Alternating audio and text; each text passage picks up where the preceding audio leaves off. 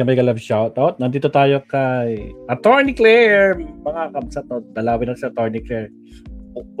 Ito muna, pag-usapan muna natin to. Pag bida-bida na naman ni Harry Roque, binasag ni Attorney Panelo. Ay, grabe. Basag na basag talaga. No? Senator Robin, gusto rin ng raw file ng video, pauwiin si Harry Roque. Diba, nagmayabang si Harry Roque. Kung sino ang totoong may authentication sa mga video, ako ang pwede mag-authenticate dyan kasi ako yun nandyan sa video na yan. Nakabaw! Harry Roque, uwi ka na.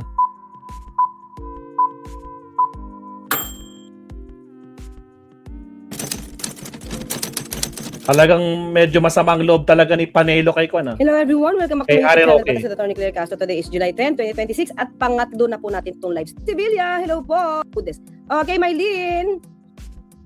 Pa ng Senado kung Robin, mukhang pasaway ah. Sige nga. Okay, let's see ah. Let's Pakinggan do this. pa ng Senado kung dapat bang formal na hilingin ang pagdalo ni Senator Jinggoy Estrada at Rodante Marcoleta sa impeachment trial ni VP Sara. May paalala naman si Senate Impeachment Court spokesperson Attorney Reginald Tonggol sa Senator Judges. Narito ang agenda report ni Hannah T.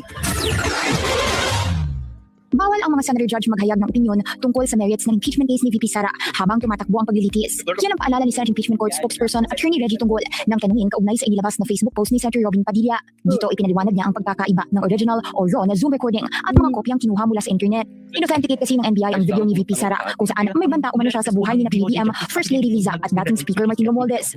Sabi ni Tonggol, malinaw sa Rule 18 ng impeachment rules na hindi lamang prosecution at defense kundi pati mga senator judge ay sakop ng sub judice rule na nagbabawal sa pagtalakay ng merito ng kaso sa labas ng korte.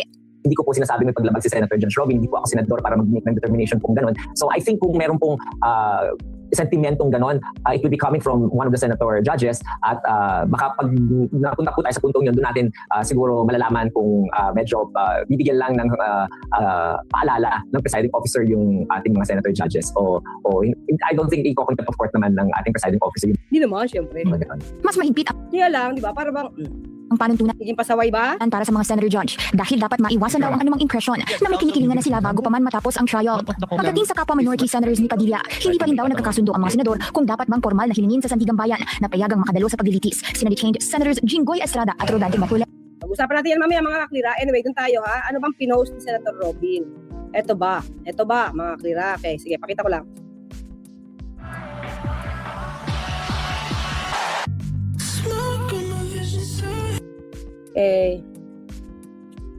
Yan. Ibang klase talaga, ha? Ang mga bayaran, ha? Ibang klase talaga ang mga bayaran. Kahit alam na nila ang katotohanan ay ililigaw ninyo ang mga tao. Wow, ah. Talaga lang, sino pa nanliligaw, mga kaklira?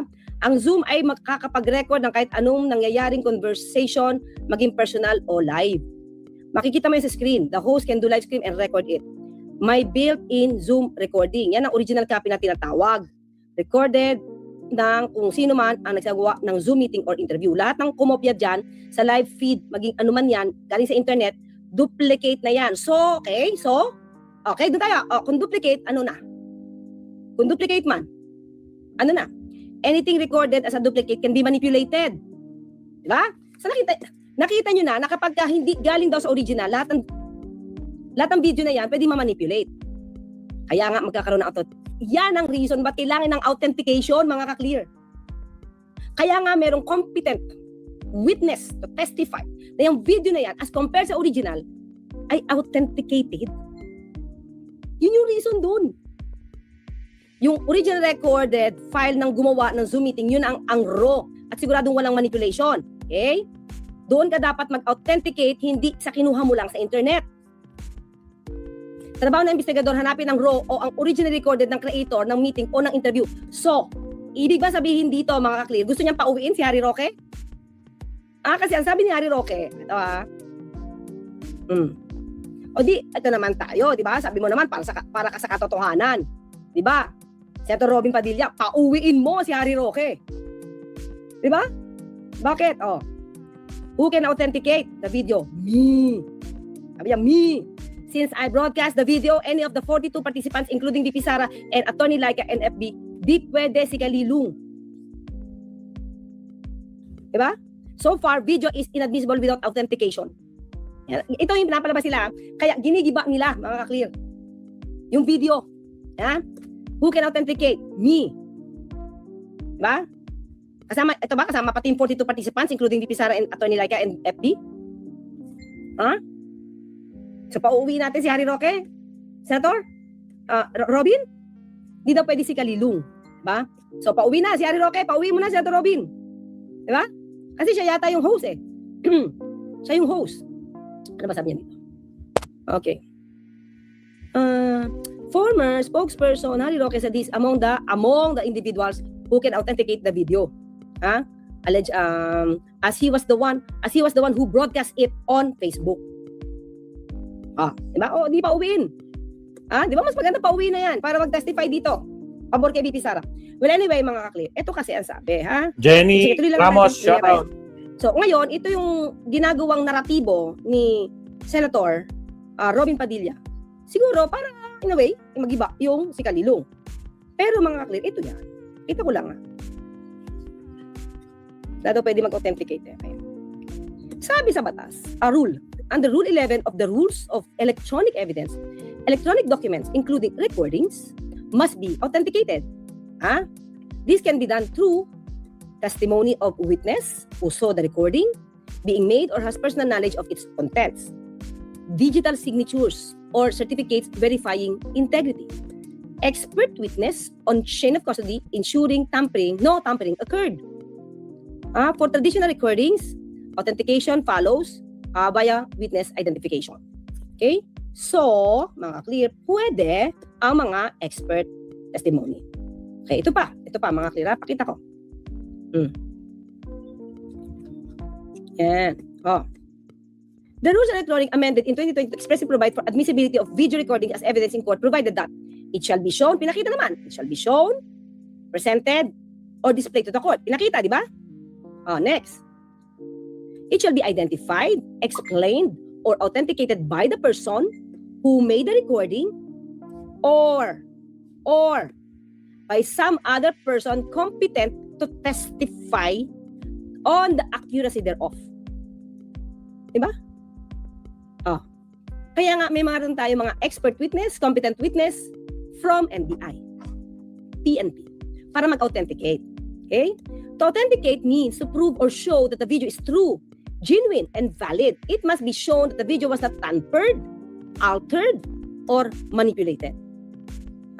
Without the testimony of the person who took the video or the testimony of any other competent person who can identify, explain, or authenticate it, the video is inadmissible in evidence. And isa sa mga competent person to testify, yung mga expert o yung mga inaral ito, siya nag-imbestiga nito from NBI. Diba? Sabi dito, in the case of Manansala, the Supreme Court elucidated that the person authorized to authenticate the video or CCTV recording is not limited solely to the person who made the recording. It's not limited to the person who made it, but also by another witness who can testify to its accuracy. Maliwanag ba tayo dyan, mga clear?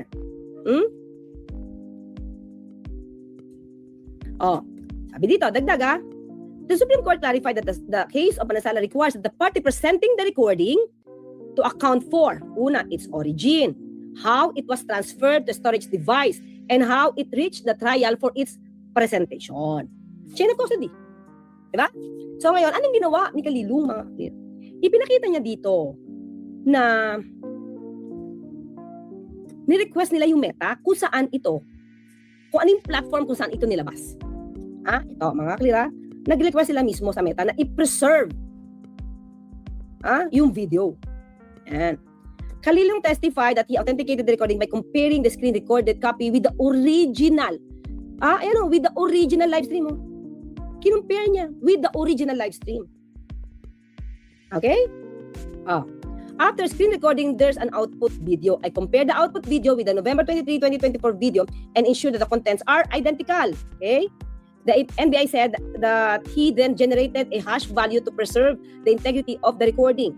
After ensuring the contents are identical, I generated value calculation of the video to ensure that the video won't be tampered until presented in court. So may nandiyan yung tinatawag na chain of custody. Okay? Wala ibang humawak, di ba? Ito sabi niya, he said the NBI also submitted the preservation request to Meta, Facebook's parent company, to preserve the recording and later executed an affidavit of authentication of the digital evidence documenting the forensic process. So humingi sila. Pina-preserve nila ito sa Meta, sa Facebook, sa Meta. So, sa Facebook, ayan, sa Meta. Di ba? Oh, sabi naman ni Harry Roque, Facebook pwedeng mag-authenticate. Oh, ito'y galing sa Meta. Oh, ito oh. Okay, sige.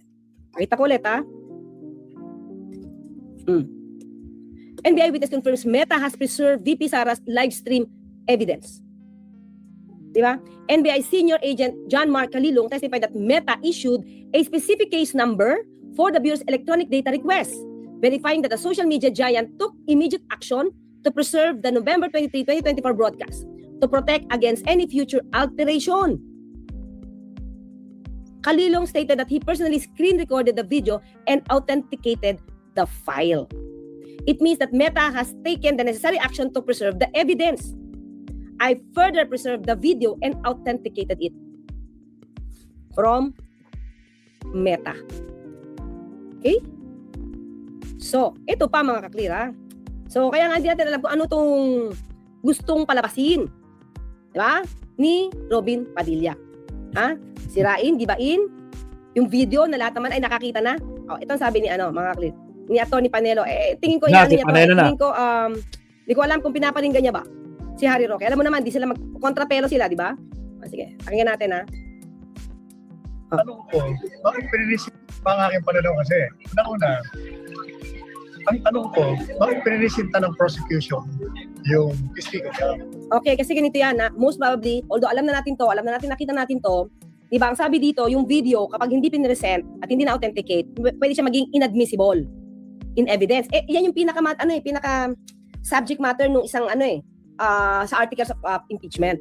So most probably, doon sa pre-trial, mga ka-clear, ay dininay nung defense yung authenticity ng video.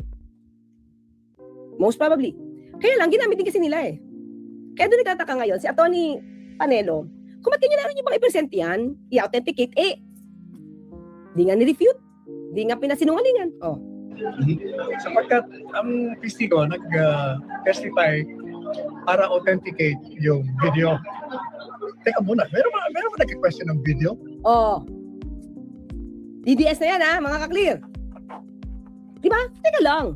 Ba't yung kailangan pa i-authenticate yan? Meron bang nagdi-dispute nung video? Peke ba yung video? Meron bang kumukontra sa video na totoo yan? Tama. Diba? Oh. Meron bang nag-question sa defense? Wala ko narinig. Oh.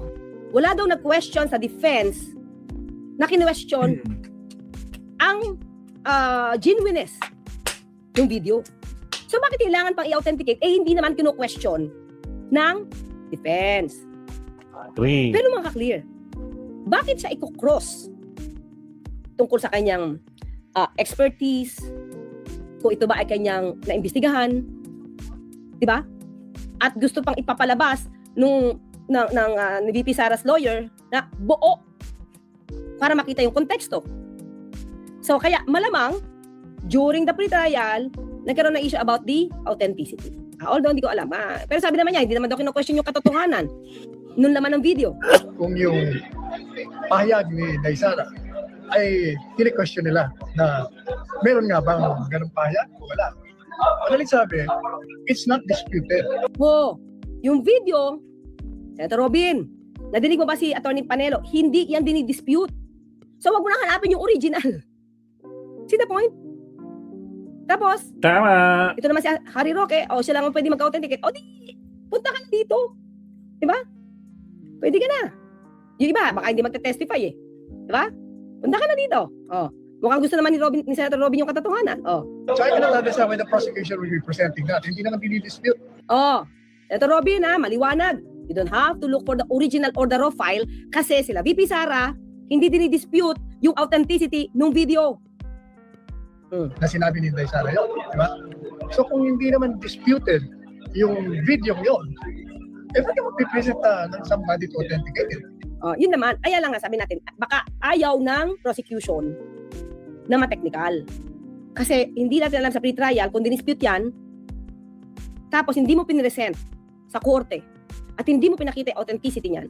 Sabi nga natin, yung video ay mababaliwala, inadmissible. Ay ayaw naman ng prosecution nun. Partito ng partito ng articles of impeachment, diba? So, yan. Pero dito pala, makikita mo na, si Atty. Panelo, alam niyang hindi pinasisinungalingan yung laman ng video. Ha? Oh. Tuloy. That's what. Kasi, yung testimony niya, saying that, kita ko yung video, investigahan ko yung video, it doesn't prove anything. Will that prove the guilt of the Vice President? No. Oh, yun lang sa kanya. Okay, hindi mo kailangan i-prove yung authenticity kasi hindi yan dininay. Pero sabi niya, itong video naman hindi naman papakita ng proof na siya ay may kasalanan. Diba? Kasi nga, pinapakita niya dito, conditional daw yun. Conditional lang daw yung grave threats. Pero pinaliwanag ko na yan. Grave threats can be conditional or no condition at all. Okay. So, di ba, dito pa lang, sasabi niya, hindi mapapatunayan ng video.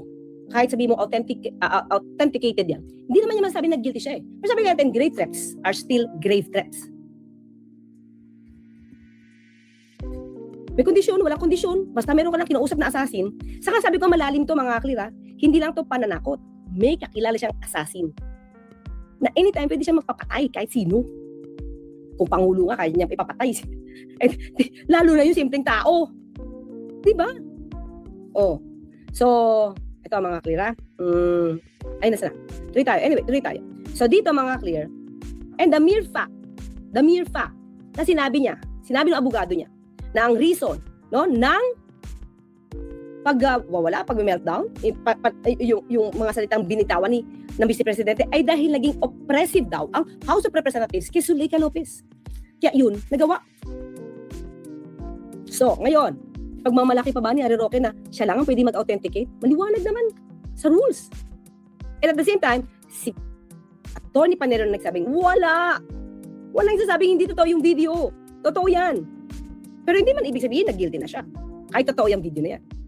Kaya magkasunungan sila, di ba? Magkasunungan sila ni Atty. Panelo. Ni Inday Harry. Ni Harry Roque at saka ni Atty. Panelo. Sinabi na din ni Humbading na siya raw ang pwede mag-authenticate ng live stream. Kaya nga, batang helmet. Sabi nga ni Atty. Panelo, bakit kailangan pa? Wala naman nagdi-dispute. Di ba? Ang nagre-raise lang naman niya si Robin Padilla. Di ba? Kahit nga yung mga abogado sinabi, kaya nga ginawa yun dahil kay Zuleika Lopez dahil, di ba? Dahil sa ginawa kay Zuleika Lopez. Pinangalawahan pa ni Atty. Panelo na hindi naman dinidispute yung video. So ano yung pagmamalaki? Di ba? Ano yung ipagmamalaki ni Senator Robin na kailangan pa yung original? Ayun nga, hindi nga dinidispute to. Saka nakita natin yung rules mga kapatid. Competent witness can authenticate that to kasama ang NBI dun. Di ba? Kaya lang, di ba, ang pinag-usapan dito, nag-post pa siya para makahikayat siguro mga kaklir. Na tama, yung ginawa niya. Na kailangan dito original. So kung gusto mo original, di pa uwiin si Harry Roque. Gawing witness si Harry Roque? Uuwi ba si Harry Roque para i-save si VP Sara? Anong? Di ba? Yun lang mga kaklir. Kasi kita naman natin, di ba, kung ano ang purpose dito ni Senator Robin Padilla. Di ba? Para mapakita niya, huwag yung parang ang dating is, paniwalaan niyo ba yan? Dapat ang original at pro ang pinapresent dito. At doon siya dapat yun dapat ang na-record. Kasi lahat ng recording dyan, duplicate yan. But still, sabi nga dito, mga ng rules natin, ang mga duplicate copy ng mga live stream, once authenticated, can be presented in court. Sino po ba hindi po ba admission ni Harry Roque na authentic yung video? Dahil dyan, sa state, yes, isa pa yan, Benjo. Pinapatunayan niya na may video. At siya yung pwede mag-authenticate. Pero isa sa lawyer na para kay DP Sara, sinabi, wala naman nag-dispute, di na kailangan. Parang dating, di kailangan na original dito. Wala nag-dispute, na totoo yung video. Totoo yan. Physically present po si Robin pero mentally absent. Tingin ko kasi, baka nga si nag-feed. Baka nag-feed sa kanya, si Harry Roque. Diba? Baka si Harry Roque nag-feed niyan. Kaso hindi bumebenta kay Atty. Panelo eh. Diba? Pero anyway, mga clear yan lang. Tingnan natin, uuwi ba si Harry Roque? Para mapatunayan kung authentic o hindi authentic ha. Para ma-authenticate yung video. So let us see na lang mga clear. Okay? See you in a while mga, isa na lang tayo, no? Isa na lang. Medyo, ay naku. Sumobra na yung oras natin. See you in a while mga clear, isa na lang. Konting puyat na lang. Salamat, Attorney Claire. Last topic muna tayo bago tayo mag-dinner. Tapos relive ulit tayo mamaya, ma'am. So, relive tayo. Alright, countdown tayo in 30 seconds. Last topic tayo.